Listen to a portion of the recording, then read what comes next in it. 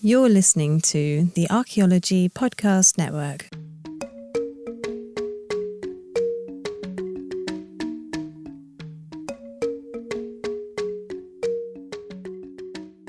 Welcome to episode 29 of A Life in Ruins podcast, where we investigate the careers of those living a life in ruins.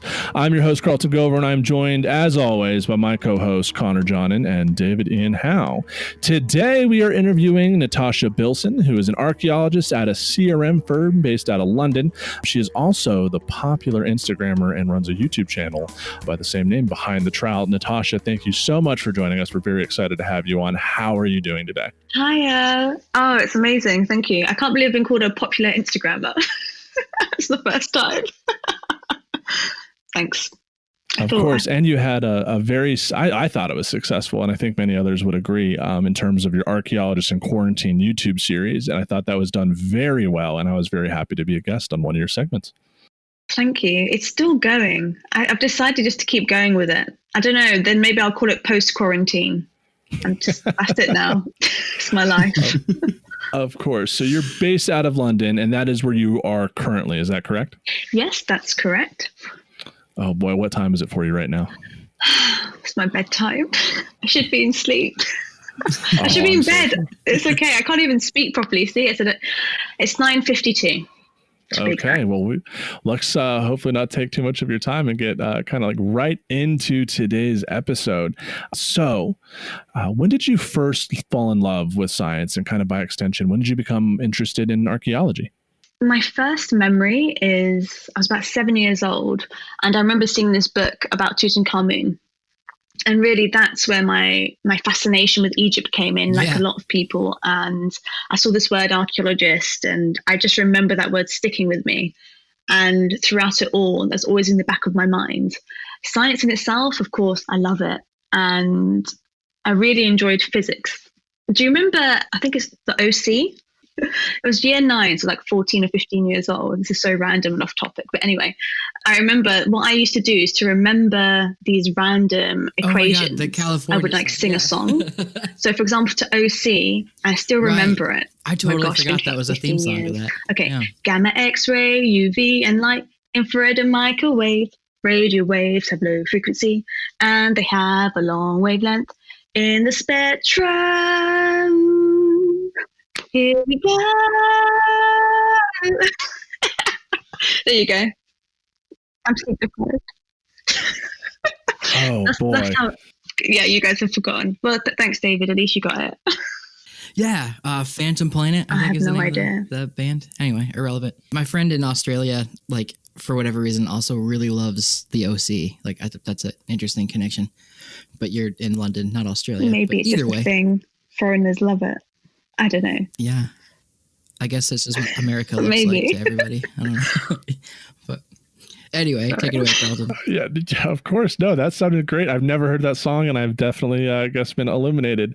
But okay, so British archaeology and American archaeology are rather separate disciplines. And I think we've touched about this a couple times before. What was your graduate experience in becoming an archaeologist? Like, what was the training and what kind of classes did you have to take? So I graduated in 2013 with a Bachelor of Science in Archaeology. I did it at Bournemouth University. And in Bournemouth, it's a very practical hands-on uni. It's one of the top 10 for that. So you get the practical mixed with the theory, which for me was quite important. And unlike the US, in the UK, archaeology is its own discipline and anthropology is separate. So within archaeology, you could study maritime archaeology, terrestrial, intertidal. You could, of course, do prehistoric, medieval, Roman. In the UK specifically, we do love our Roman archaeology. It's debatable if it's classed as archaeology for some. Like, they like to think it's more historical, which is hilarious because it's not. But for us, you know, we're kind of, that's how we do it. For you guys, it's different. So is anthropology there? Is that more just like strictly cultural anthropology? It's completely different. Okay. You're in like a different department to us. It's literally separate. That's crazy. Well, I guess it's not crazy. We probably seem crazy to you guys, but yeah, we have a classic. So like people that do Greco-Roman and archaeology, they're not even in anthropology. They're like in a classics department most of the time, which is kind of weird. Which is like history, right? They fall into like a history classics department, which kind of aligns similar to what you were saying, Tosh, is that it's like falls in the same. But it's funny because when we go out in the field and we do archaeology, but it's not in the department. It's wild. And I think different questions are being asked too that kind of guide the research. Kind of. I mean, with us, even Greek, that would actually fall into the classics. It's kind of a strange line. I didn't learn about anything Greek at university, but that might have just been our university syllabus. We focused on human evolution, so the early hominian. I remember Australopithecus afarensis. I remember learning about Lucy. So we look at that in first year. We look at human settlements and how they evolve over time in different places and epochs and cultures. And then you can start to specialize if you want to do maybe more GIS or AGS, some places they call that. So do you guys call it GIS, Geospatial Information Systems? Yeah, that's what we refer to. What does AGS stand for? I think it's applied. I remember I made that up. Applied Geospatial Science. Ooh, I think maybe I made that up. I made it up. You heard it first. Yeah. Coined the term. It's been a while. AGIS. AGIS. Yeah, ArcGIS. That's the software that I had to use. There you go. Thanks, David. Yeah. Okay. Yeah, Connor loves ArcGIS. That's his favorite thing on the planet. Isn't that right, Connor? Yeah, I would send a nice message to our Esri folks that I do not like you and I hate your software, but I use it every day. Love-hate relationship, man. I'm trying to get sponsored. Esri, please drop us some money. But kind of like going off of that, did you take an archaeological field school when you were in undergrad? It's compulsory. So you have to do 5 or 6 weeks per year minimum. Right. So to pass your first year, you must do a compulsory 5 or 6 week course. But that's provided by the university. Whoa. And it's for free. Yeah. So the university, it's provided by the university and it's for free. So yeah, sorry guys, but my first excavation with the university was a late Iron Age, early Romano settlement in South England. And it was amazing. Just going to say it. That sounds awesome just by the name. Yeah. It's compulsory, you have to. And then they provide that. And I also got to do some other stuff with a couple of different lecturers as well. Oh, do tell. Shall I? I feel bad now because I know you guys pay for it, don't you? Yes. Oh, yes. Oh, yeah. They're like, hey, are you doing a whole semester? Okay, cool. Give us another 6 credit hours. Yeah. And of course, since it's the US, it's like that'll be another, $10,000 in loans that you'll never pay off to go do this, to have your little field trip. Yeah, I'm shaking my head right now. I disagree so much with having to pay for field schools. Oh, we do too. We do too. Okay, so I did that 5 or 6 weeks it was. That was the compulsory one, but I also was able to do maritime archaeology projects, and I went to Germany a couple of times, all paid for by my university on a project doing a Mesolithic long barrow. I got to excavate. That was really cool. So you got to loads of standing stones and stuff.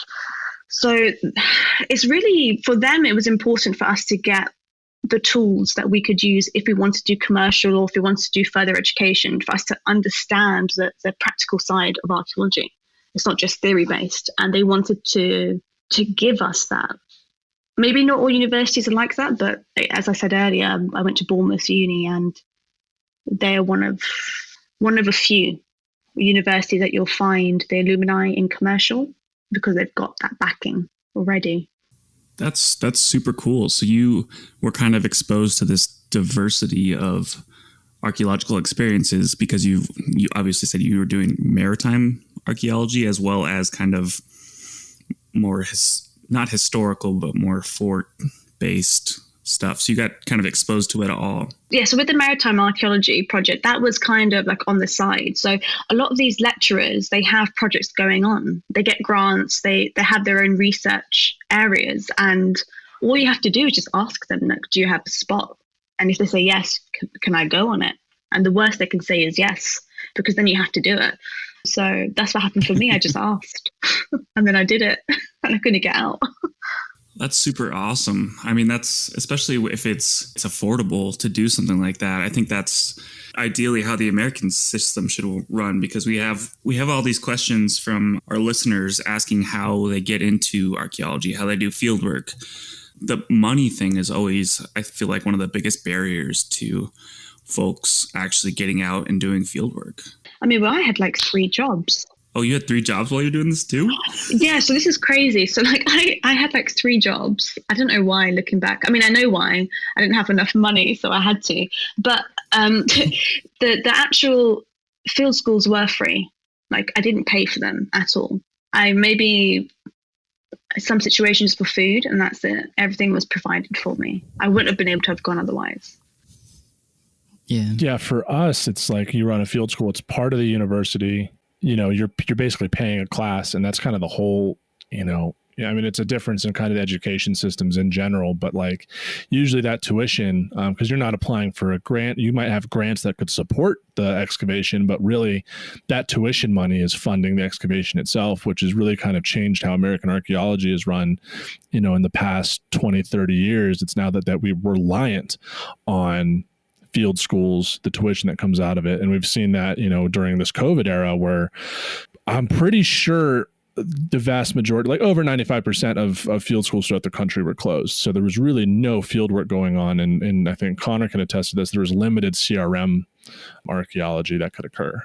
Yeah, absolutely. I mean, we were lucky that we had, I've mentioned this before, we had these longer term contracts, but for the next financial year, those things are being severely limited because the country basically shut down. Kind of segueing off of that, how are you doing in London post in between in the middle of COVID? What a question. It's a really strange time for us because for starters, a lot of us didn't stop working. We carried on. We didn't stop during the lockdowns. We had to keep going to work because predominantly our work is on construction sites.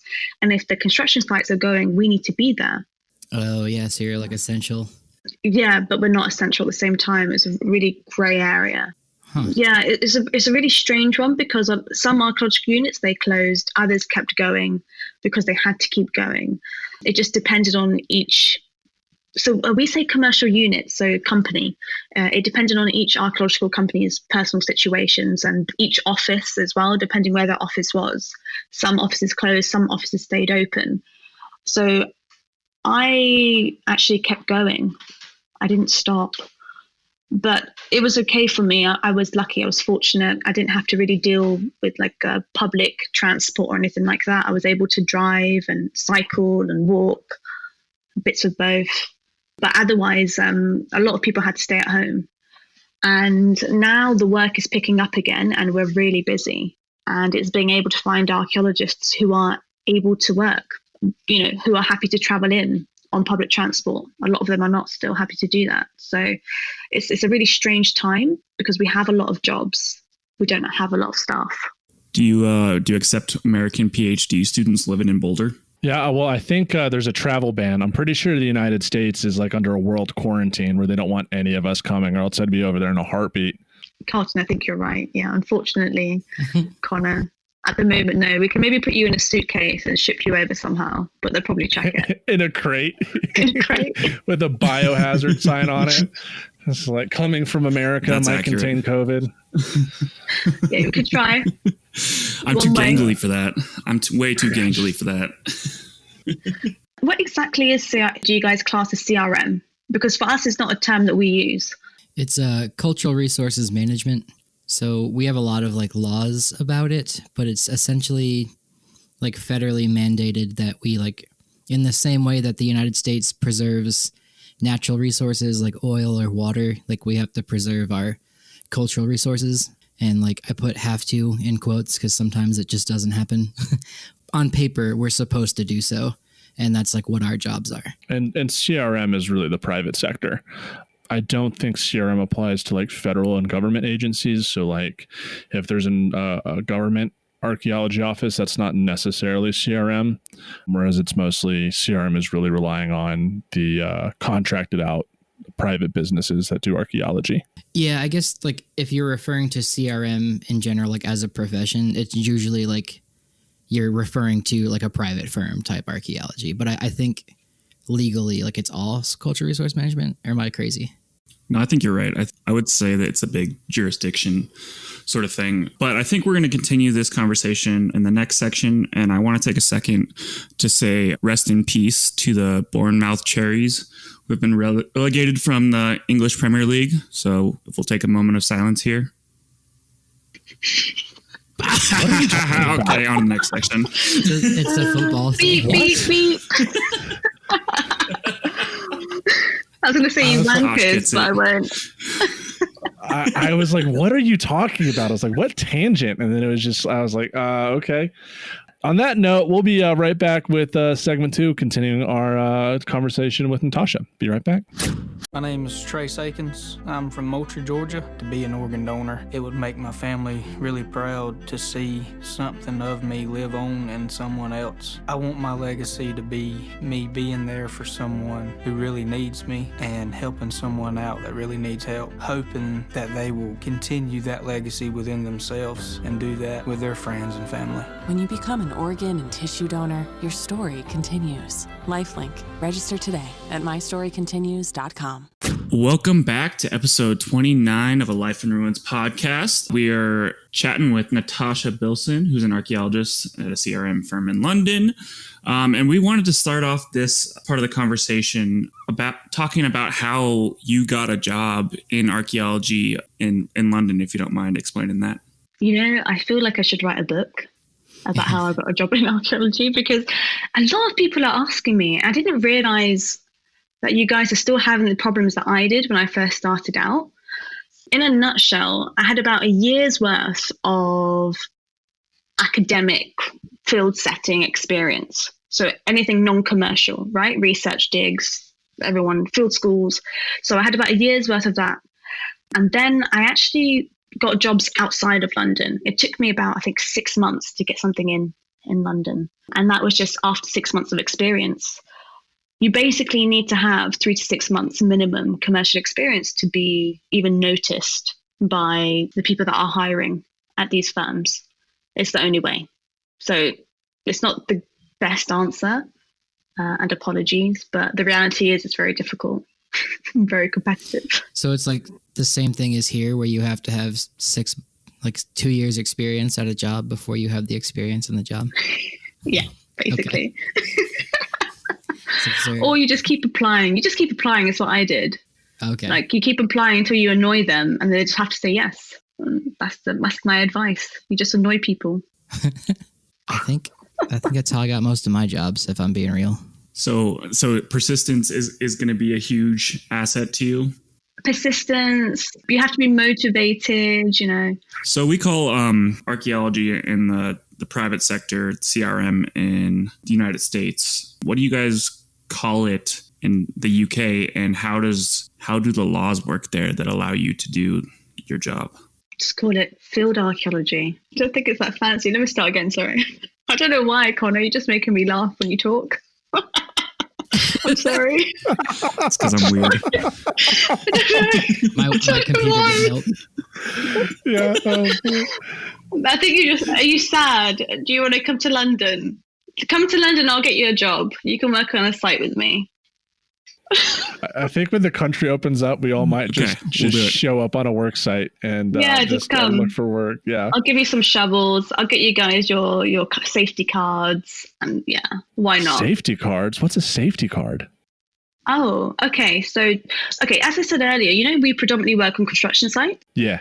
So we have, by law, anybody who works on a construction site, they need something called a CSCS card. So construction site card scheme. I think that's what it stands for.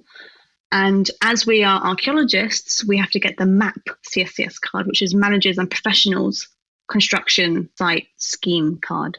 I can give you guys the link for it. But yeah, you have to have this special card to get onto site. That's the most basic step. It's kind of like you have to do a driving theory test.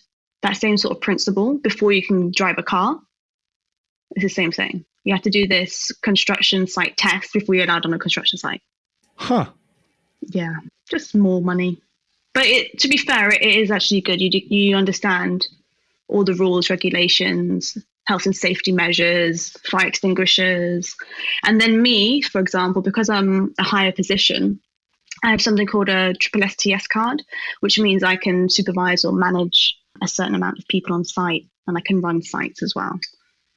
So you have, different levels of these safety cards, but the most basic you need to have before you can get on. If you're in an urban site, that is. Okay. Yeah, fun fact. All right. So how long have you been working in the CRM world or this contracting world? Yeah, so sometimes we call it field archaeology or commercial. We generally say commercial archaeology now. Okay. So I'd say since 2013, since I graduated, I've been involved. I can't get out of it. I keep trying to leave and I can't. I love it too much. Yeah. So since 2013. Okay. And why would you want to leave? Are you talking about maybe pursuing a graduate degree or changing career fields in general? Well, my initial plan was after I graduated in 2013, I'd planned to work for 2 years, save up some money and do, a master's. I was going to do a master's in maritime archaeology or public archaeology. I hadn't decided. But once I got involved into the commercial aspect of the world, I just loved it. And once I got into London archaeology, I was like, that's it. This is my life. I can't get out of it. It's so incredible. The work that we do is so interesting. I love it. But the negative side is sometimes our working conditions are not so great. There's a lot of time pressure. We don't have enough staff.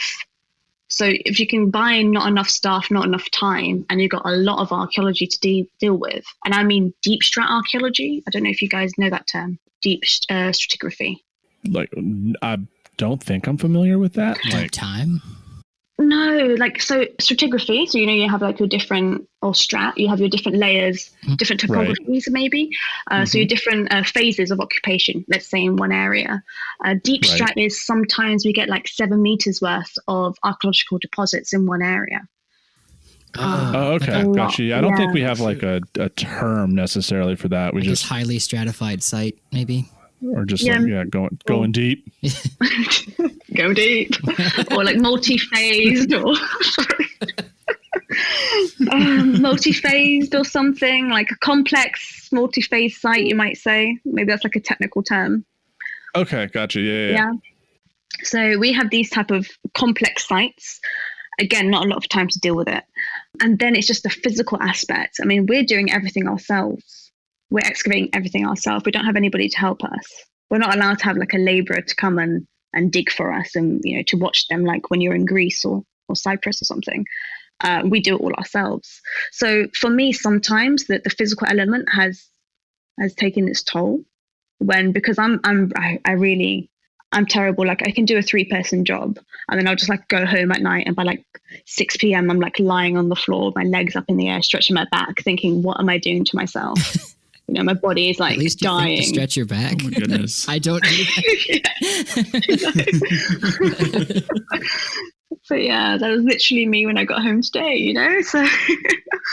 Thanking you for joining us after doing hard work like that. That's pretty awesome. Could you walk us through how the process works from someone proposes a construction project to you 7 meters deep in a hole? Sure. Got this image of me. Okay, anyway, right. Okay, serious talk. Okay. In the UK, we have various types of planning permissions. We have different stages. So when somebody has an idea of planning, so we have a pre-application evaluation, and this requirements, it tells you what the site might require, if you need on-site mitigation works, and it lays out a fulfillment of planning conditions. And you have to abide by those planning conditions and the requirements by law. Generally speaking, it's by a governing board of archaeologists. So each county or each region, I think you guys might say each region. No, each county, you have counties. So each county will have an archaeologist that oversees all planning works. And from that, they may give that to a local archaeological company to have a look at. From that initial request for, say, I want to build some houses.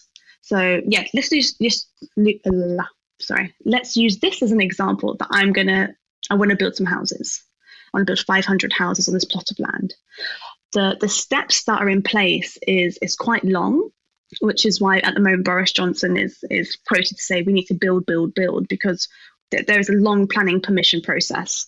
It all starts with you file the document to say I want a plan, and then you have things from the pre-evaluation side, which is the environmental impact assessment that looks at heritage assets and of course the environment.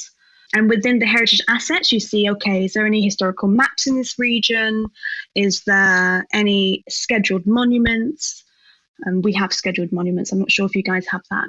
Or ancient monuments and archaeological areas that are under protection or archaeological parks. All of this then falls into a desk-based assessment, which is like it takes 5 days generally, or up to 10 days to accumulate this document. You look at all the archives, all the maps, GIS, OS maps, historical maps, you name it. You look at everything you can, all historical resources to compile information about the area that I want to build my houses on. Then from this document, you may have a watching brief. And the watching brief is taken on by generally a senior archaeologist or a supervisor. And they go on and they might monitor initial works, which is they're just digging some holes here and there to see what's going on. Or I might be with, for example, geotechnical crew. So these are guys who look at the ground, geologists, geological engineers, I think you guys might call them. And they literally are looking to see, okay, what type of strength does each what's the word? Do you guys have geotechnicians? Like geoarchaeologists? Yeah. No, they're not archaeologists. Well, like no geotech, like borers who come in and test, like boreholes. The load bearing of certain areas. Yeah. So sometimes we watch them do their works. If they're doing like infrastructure projects or something, we might be with them during the preliminary phase. We also have, we have different types of watching briefs and monitoring briefs. You're just literally watching their works, or you're working with the machines. So I might be not controlling, but I'll be working with a machine excavator and telling them how far to drop the ground so I can have a look to see what's going on. And then you get your evaluations, which are like trenches. And again, it's variable on each site you're on. Sorry, I'm talking, but we have so many different types of archaeological investigations. So it's a lot of people don't realize how many different ways I can do my job. And then, of course, you have open area excavation, which is like everything is opened up. Yeah. Yeah, I wanted to ask, because like for us in the CRM world, that contract or public archaeology really takes place if government money's involved. So like if there's a new neighborhood being built, to the best of my knowledge, that doesn't really occur. You don't need archaeological investigation. And I really kind of want to talk about, what's England's attitude, like the British people's attitude towards prehistory. Do they see it as like a joint shared history, or do they kind of see it as like not relevant to them or not relevant to who the modern day British are today?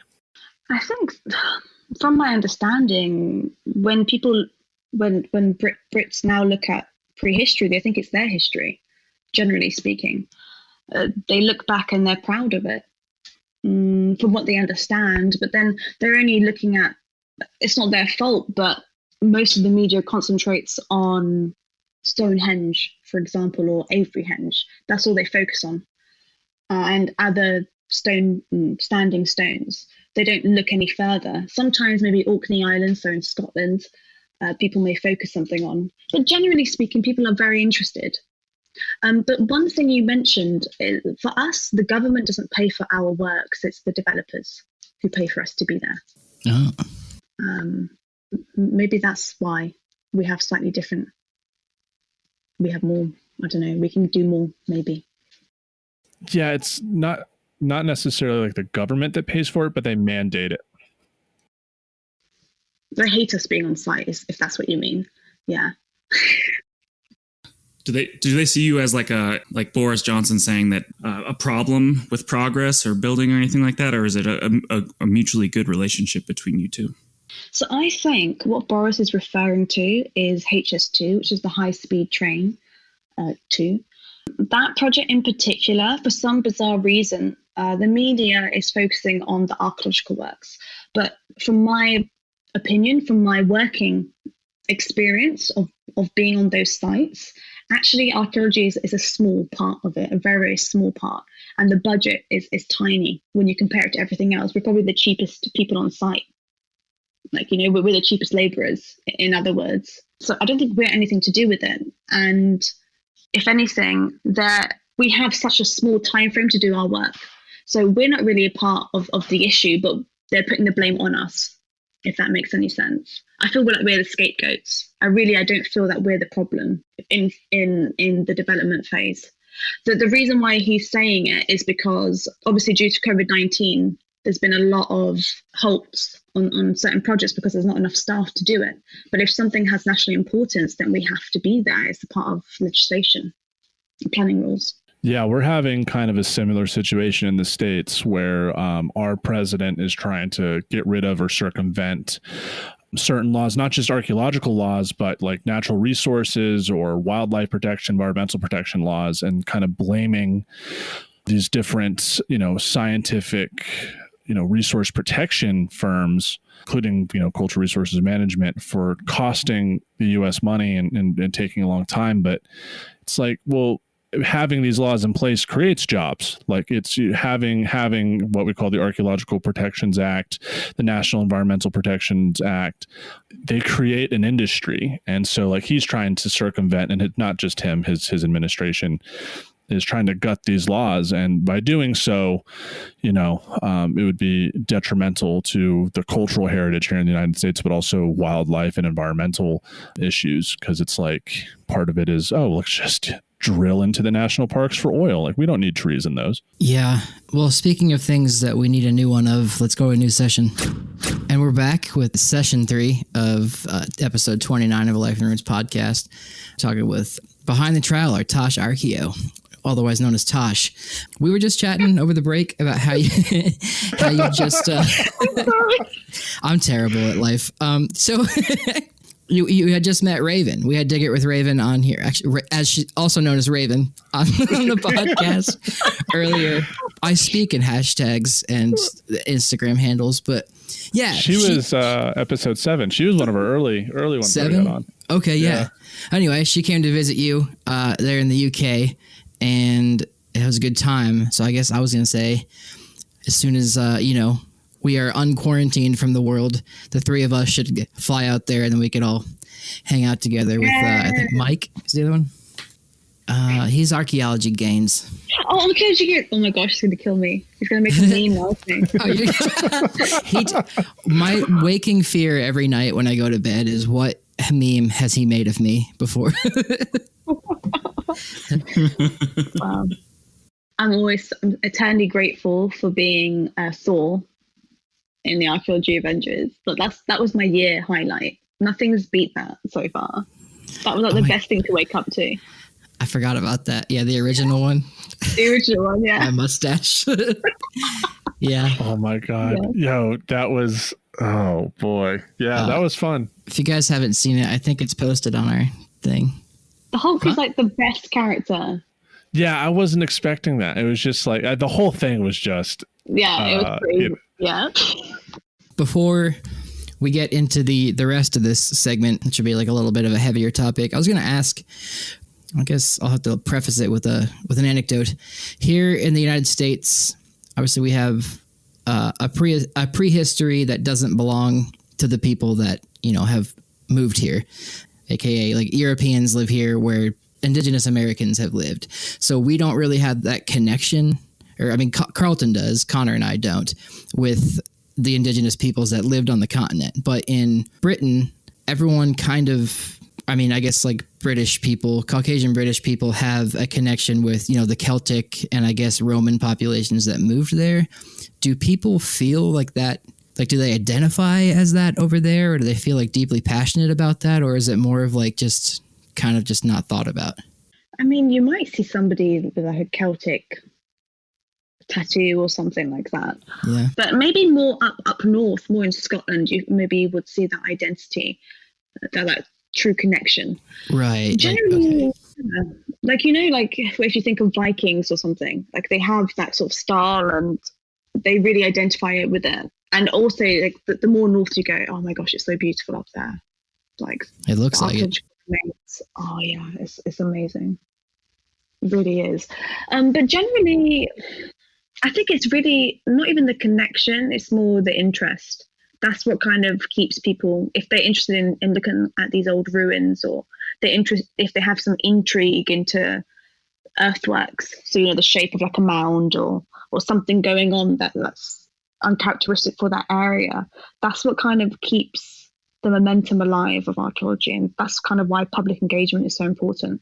I don't know if people really identify it with like, oh, that's my ancestors. Maybe the Druids, if you go to like Stonehenge during the solstice. But otherwise, I haven't really seen people directly be like, oh yeah, these are my ancestors in this area. Not that far back anyway, not into prehistory. Yeah, I gotcha.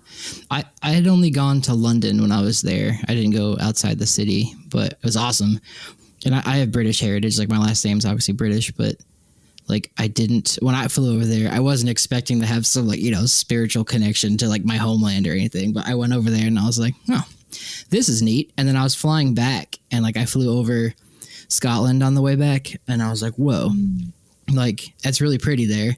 And then too, like, I guess that's where like my ancestors are from. And like, I didn't care at all. Like when I like was flying out, I don't know. I just thought that was interesting, but prehistory for you guys, what do you class that as? I just realized we have slightly different terminology, I think. Prehistory in the Americas is essentially before, like, it's associated with post-contact, pre-contact. And then other people will determine it as like written language or not written language. But I mean, the Maya and the Aztec obviously had written language, the Inca as well, a form of it. So they don't consider that necessarily history. It's still prehistory, but as soon as Columbus and crew kind of roll up here, it becomes like the historic period. Yeah, it's been moving. We've been moving like traditionally in American archaeology, it's basically prehistory is before Europeans. There's been a move in the last like decade or so to move away from that, because it like saying that it was a prehistory just because white people weren't here is not the best way to phrase it. So it's kind of like there's kind of a move for like pre and post contact. Yeah. We explained it as like the Columbian exchange more so than like the Columbians like arrival at work. But I don't know if that's like, Carlton, would you agree with that? I don't know. I just do pre and post contact. It's kind of like, that's kind of how we've been moving towards it here, at least. Yeah. Yeah, it's different for us then. Prehistory is generally, as you said earlier, before written records. So normally before the Roman Empire, Roman invasion of AD 43 is prehistory for us. Anything after AD 43, it's different. We divide it. Roman era like this, medieval, post-medieval like that. Gotcha. You got a lot of cool history over there, at least. But We do have a lot. Such a small island. Yeah, that's definitely true. I forget like how small it is, but it's definitely had a lot of stuff going on. I guess that segues into our next topic. Carlton or Connor, do you want to take this one or not? Yeah, I don't mind asking. Okay. So I was browsing through your Instagram feed and kind of looking at some of the videos that you had produced, and a lot of them seem to do not a lot of them, but a decent amount of them seem to do with race and archaeology and dealing with it in the modern era and also dealing with it in the past. And we just kind of wanted to ask you questions related to that and how you see race and archaeology existing together in the modern age. Well, it's actually quite recent that I've started to acknowledge the issues around race and archaeology. Really, it stemmed from the BLM movement. Whether we liked it or not, we all started to question certain things that have or have not happened to us, and what we see as systematic or systematic racism or institutional bias and so on. So from that, whether I liked it or not, I felt like I had no choice. I had to start addressing it in the most diplomatic way possible. And that started with looking at the history of racism. And I really wanted to try and give a safe space for everybody to look at different colonies over time in different regions, because you always hear about, for example, slave trade. But I wanted to try and show that, yes, slavery happened in different times, different cultures, and its impact. And I've written a whole series, and slowly they're coming out. And of course, then that was like a written episode. And then I have my usual Archaeologists in Quarantine, where I actually found prominent archaeologists who happen to be from BAME background. So that's Black, Asian, minority ethnic background.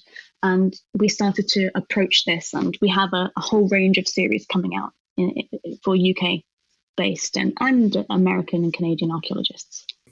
That's super cool and super interesting in the past, but also something that can be super hard to talk about. I don't think history and archaeology a lot of the times talks about lives of people in slavery or folks who are dealing with systemic racism and have been their whole lives. So I'm really glad that these conversations are happening, especially in the ex-British colonial world. It's really hard. I'll be completely honest with you. It's a really hard discussion to have. And I couldn't escape, having these conversations. When I started the Archaeologists in Quarantine series, it seemed every single live stream, the guest that I was interviewing brought up colonialism in some shape or form. And I think after the fourth episode, I was like, okay, I think I need to do an episode about this.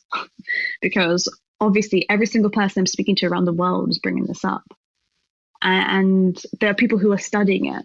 I spoke to an archaeologist from French Guinea, and their PhD is looking at approaching colonialism in their archaeological records. So it's something that has to be spoken about whether we like it or not, and we have to start having these uncomfortable discussions.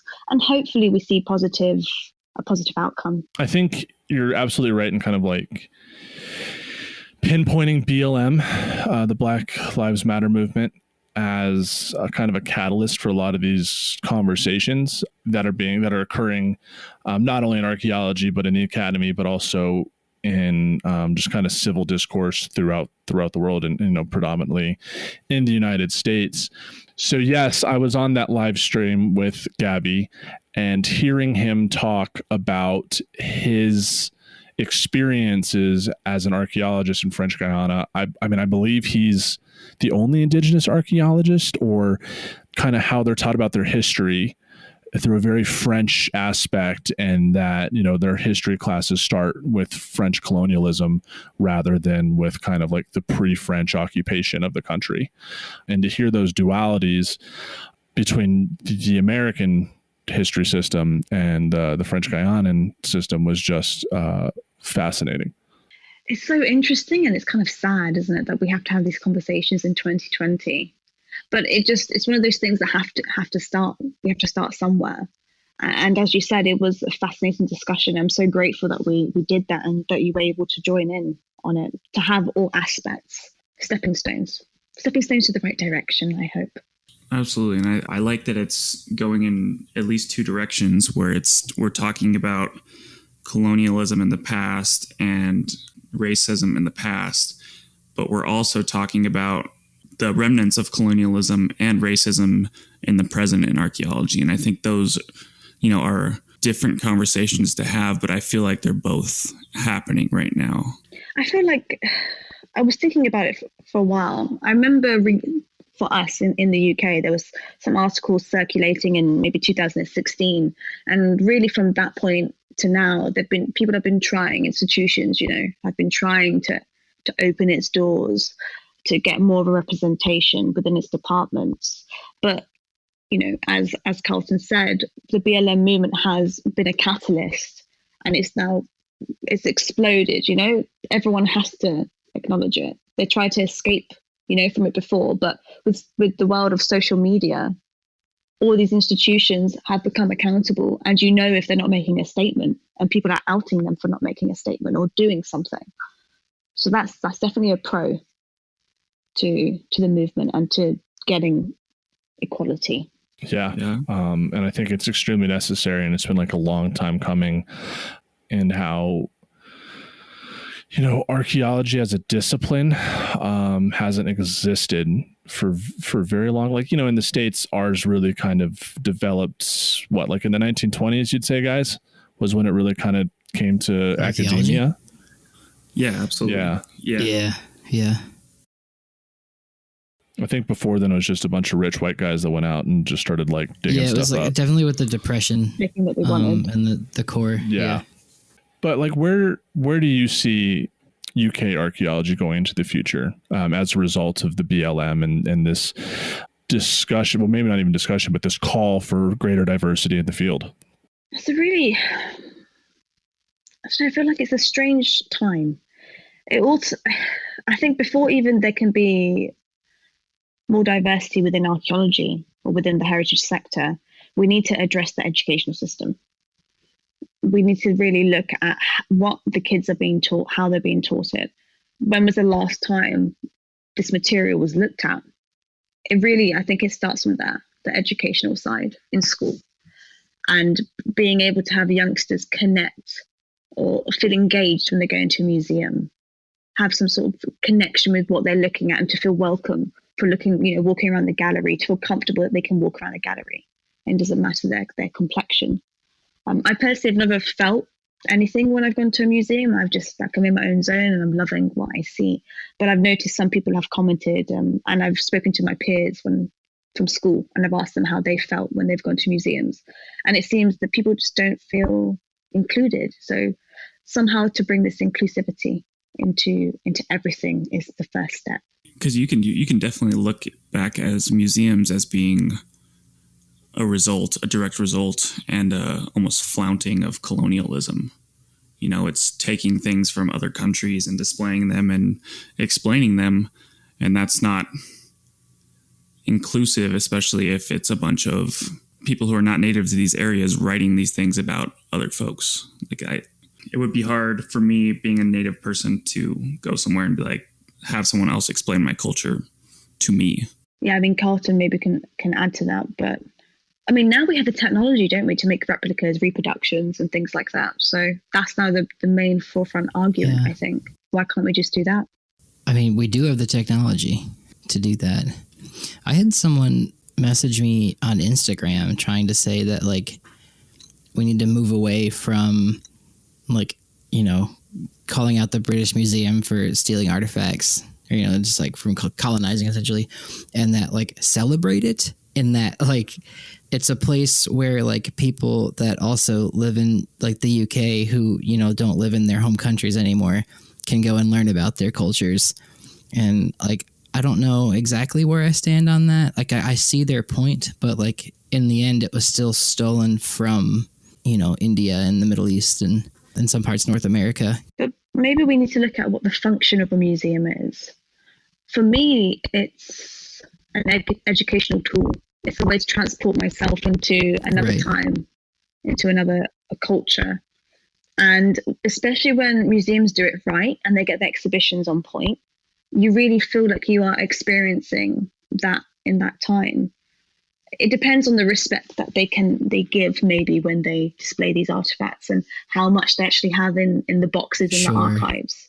That's never going to be shown to the public. It's a really hard one. I feel like there is so much stuff that these museums have that they don't show. This is the really sad or negative point, that they have so much stored. Night at the Museum, the second one, that was great. You could see that there's boxes and boxes and boxes full of artifacts that nobody will see. Yeah. So this is, I think, maybe if anything, we can look at.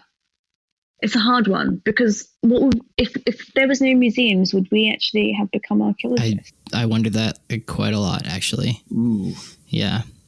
Because I would like beg my parents to go all the time for like my birthdays or like on weekends. Yeah. Yeah. I don't know. That's a really good question, Tosh. I guess now we could like 3D print the Rosetta Stone and like return the Rosetta Stone to Egypt, and like it would still be the same thing, you know, keep it in the same display. I don't know. But it's also not the original Rosetta Stone, you know? I don't know. Yeah, but it's not like we can touch it though. So why does it make a difference? It's a weird one, isn't it? Because I feel like I jump back and forth. I think I see both sides. I see all sides to it. Because we can't touch the Rosetta Stone. It's surrounded by glass. So yeah, if we had a replica, would we even know the difference? It could be a replica there right now. We wouldn't know. Unless it does on a piece of paper. Yeah, I will say it, but there is like that weird small amount of being next to something and being physically next to something that is deep in the past that inspires awe and excitement. But you know, I don't think that's enough to justify keeping artifacts from other countries in museums. I don't think it's a good enough reason. Maybe if they have an agreement. I don't know, sorry. If there's an agreement between those two countries, that's where they should start, I think, with the repatriation. Maybe there should be an agreement with the national museums in both countries. Yeah, I think museums in general during COVID have really had to reevaluate how they operate. You know, in the United States, they haven't opened back up yet, or most haven't. And I mean, there's been some hard questions on how for museums in a COVID era to stay relevant and still support the public. And that's kind of changed. They've had to look back at their mission statements and figure out how to do that, you know, without having to be reliant on in-person visitation. So they have digital stuff, don't they? Yes, but that goes back into what Connor was talking about, right? With like there is an awe to being in close proximity or being able to touch something from antiquity, right? It goes back into those conversations. I think this has been definitely an excellent episode. We're so excited to finally had you on Life in Ruins, Natasha. You've been an excellent guest. And Connor, would you like to take it away? Yeah, we once again, we want to super thank you for joining us today and staying up late, especially. This is a Life in Ruins podcast. At the end of every episode, we ask the question, and this question is, if you had the chance, would you still choose to live a life in ruins? Hell yes. As you Americans say. For sure. I would. I can't give it up. I love it too much. For sure. The show. Well, everyone, we just interviewed Natasha Billson. You can follow her on Instagram at ToshArcheo or Behind the Trowel, and you can find her on YouTube by searching Behind the Trowel. This has been A Life in Ruins, and we will see you next time.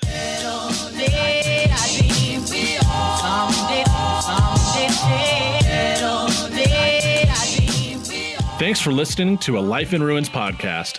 You can follow us on Instagram and Facebook at A Life in Ruins Podcast, and you can also email us at alifeinruinspodcast@gmail.com. And remember, make sure to bring your archaeologists in from the cold and feed them beer. Hey, gents and Tosh, why were the early days of history called the Dark Ages? Oh, no. Because there were so many nights. Boo, that doesn't even make sense. Knights, KNIGHTS. Yeah, but that's the Middle Ages, not the Dark Ages. Get out of here. 10 out of 10 for effort, though, Connor. 10 out of 10. All right, everybody, we're out.